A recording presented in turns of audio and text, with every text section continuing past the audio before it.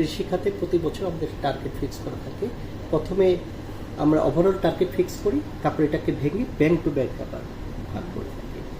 সকল ব্যাংকের পক্ষে হয়তোবা এটা টার্গেট ফিল আপ করা সম্ভব হয় না, কারণ কিছু কিছু ব্যাংক আছে বিদেশি ব্যাংক যাদের নেটওয়ার্ক নেই, যাদের ক্ষুদ্র ঋণ বা কৃষি বিতরণের মতো দক্ষ জনগোষ্ঠী নাই।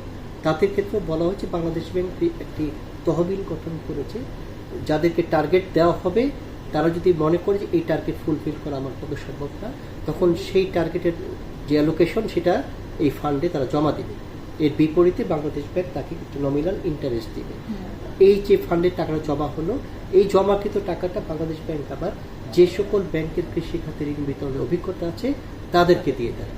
এবং এইভাবেই গত প্রায় 5 বছর যাবৎ আমরা দেখছি প্রায় শতভাগ বা কোনো কোনো বছর শতভাগের ঊর্ধ্বে আমরা অ্যাচিভ করতেছি। এখন যদি বলে যে তারপরও কেন কৃষকদের ভাগ্যের পরিবর্তন করছে না, কৃষকদের আসলে আমরা বেশিরভাগ ক্ষেত্রে কৃষকদের সহায়তা দিয়ে থাকি, আর্থিক সহায়তা, সেটা তাদের